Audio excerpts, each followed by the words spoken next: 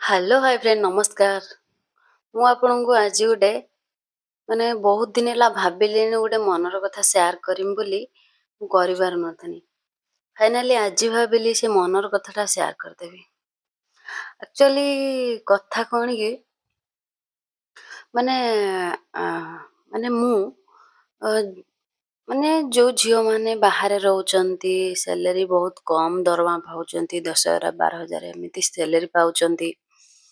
ଆଉ ମାନେ ସେ ଟିକେ ଖୁସି ହବା ପାଇଁ କି କିଛି କ୍ୟାରିୟରରେ ଆଗକୁ ବଢ଼ିବା ପାଇଁ କିଛି ଅନଲାଇନ୍‌ରେ ଯଦି କିଛି ଗୋଟେ ମାନେ କିଛି ଭିଡ଼ିଓ କରିକି ପୋଷ୍ଟ କରିଦେଲା ବେଳକୁ ବନ୍ଧୁବାନ୍ଧବ, ଘର ଲୋକ, ରିଲେଟିଭ୍ସ, ଗାଁର ଯିଏ ସବୁ ସେମାନେ ଭାବୁଛନ୍ତି ଇଏ ପୁରା ବିନ୍ଦାସରେ ଅଛି, ଇଏ ପୁରା ମସ୍ତି କରୁଛି, ଏନ୍‌ଜୟ କରୁଛି। ସେମାନେ ଭାବୁଛନ୍ତି, କିନ୍ତୁ ଏକଥା ଜାଣିନାହାନ୍ତି ସେମାନେ ଏଠି କେତେ ଷ୍ଟ୍ରଗଲ୍ କରିବାକୁ ପଡୁଛି। ସକାଳୁ ଉଠିବ, ନିଜେ ସବୁ କାମ କରିବ, ତାପରେ ଅଫିସ୍ ଯିବ, ଅଫିସ୍‌ରୁ ସେଠି କାମ କରିବ, ପୁଣି ମ୍ୟାନେଜରଙ୍କ ପାଖକୁ ଗାଳି ବି ଶୁଣିବାକୁ ପଡୁଛି। ଗାଳି ଶୁଣିବ, କିଛି ଭୁଲ ହେଲେ ଗାଳି ଶୁଣିବାକୁ ପଡୁଛି। ଲାଇଫ୍‌ର ଯେମିତି ଶୁଣି ନଥିବ କଥା ସେମିତି ଶୁଣିବାକୁ ପଡୁଛି। ତାପରେ ଆସିବ, ପୁଣି ରୋଷେଇ କରିବ, ନିଜେ ପୁଣି ଖାଇବ, ପୁଣି ଶୋଇବ, ପୁଣି ସକାଳୁ ହେଇନଥିବ, ପୁଣି ଉଠିକି ପୁଣି ସେଇ କାମ, ପୁଣି ଅଫିସ୍ ଯାଅ, ପୁଣି ମ୍ୟାନେଜର ପାଖରେ ଗାଳି ଶୁଣ, ପୁଣି ଆସ। କେତେ ଷ୍ଟ୍ରଗଲ୍ ଲାଇଫ୍। କିନ୍ତୁ ଭିଡ଼ିଓ ଟିକେ କରିକି ଛାଡ଼ିଦେଲା ବେଳକୁ ଲୋକମାନେ ଭାବୁଛନ୍ତି ପୁରା ଏମାନେ ବିନ୍ଦାସରେ ଅଛନ୍ତି।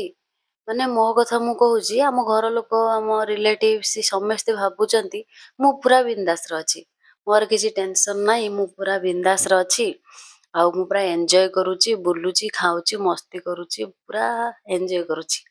କିନ୍ତୁ କେତେ ଷ୍ଟ୍ରଗଲ୍ ଏଠି କରୁଛି, କେତେ କଥା ଶୁଣିବାକୁ ପଡୁଛି 10,000 12,000 କମେଇବାକୁ ହେଲେ, ଆଉ ସେଇ କଥା କେହି ଜାଣିପାରୁନାହାନ୍ତି। ଏଇଟା ହିଁ ମୋ ମନର କଥା ଥିଲା। ଆମ ଘର ଲୋକ, ଆମ ରିଲେଟିଭ୍ସ ସବୁ ଭାବୁଛନ୍ତି ଯେ ମୁଁ ବହୁତ ଏନ୍‌ଜୟ କରୁଛି, କିନ୍ତୁ ଏଠି କେତେ ଷ୍ଟ୍ରଗଲ୍ ହେଉଛି, କେତେ ମୁଁ ଷ୍ଟ୍ରଗଲ୍ କରିବାକୁ ପଡୁଛି 10,000 12,000 କମେଇବାକୁ ହେଲେ, ସେଇଟା ମୁଁ ନିଜେ ହିଁ ଜାଣୁଛି। ଏଇଆ ହିଁ ମୋତେ କହିବାର ଥିଲା। ଆଉ କ'ଣ କହିବି ଆପଣଙ୍କୁ, ଏମିତି ଲୋକଙ୍କର ଥିଙ୍କିଂ।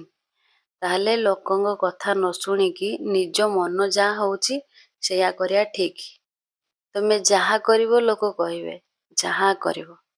ସେଥିପାଇଁ ନିଜ କଥା ଶୁଣିକି ନିଜେ ଯାହା ଇଚ୍ଛା ହବ ସେଇଟା କରିବା ହିଁ ଠିକ୍। ମୋ କଥାଟି ଭଲ ଲାଗିଥିଲେ ଆପଣ ମୋ ଭିଡ଼ିଓଟିକି କମେଣ୍ଟ, ଲାଇକ୍, ସେୟାର କରିବେ, ଭିଡ଼ିଓଟିକି ସେୟାର କରିବେ ବହୁତ ମାତ୍ରାର, ଆଉ ଚ୍ୟାନେଲଟିକି ସବସ୍କ୍ରାଇବ୍ କରିଦେବେ।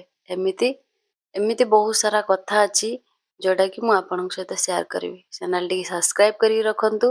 ଏମିତି ବହୁତ ସାରା କଥା ଅଛି ଯୋଉଟାକି ବାହାରେ ଲୋକ ରୁହନ୍ତି କିନ୍ତୁ ଘରେ ଭାବନ୍ତି ସେ ବହୁତ ବିନ୍ଦାସରେ ରହୁଛନ୍ତି। ରହିଲି, ନମସ୍କାର, ଜୟ ଜଗନ୍ନାଥ।